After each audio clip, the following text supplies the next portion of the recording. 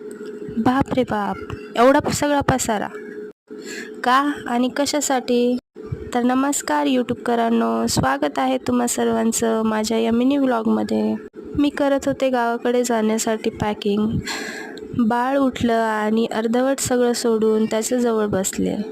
त्याच्याबरोबर थोडं खेळले आणि मग त्याला झोपवून मी माझी पॅकिंग कंटिन्यू केली. ह्या सर्व कपड्यांच्या घड्या मी अगोदरच घालून ठेवल्या होत्या, कारण हे बॅगमध्ये भरण्यासाठी सोपं जावं म्हणून. पॅकिंगमध्ये आणि बाकीची कामे आवरण्यामध्येच माझा पूर्ण दिवस गेला. जेवायला वेळच मिळाला नाही. नंतर खूप भूक लागली म्हणून मी बाळाजवळच जेवायला बसले होते. तर जेवणामध्ये आज मी बनवली होती कढी आणि चपाती.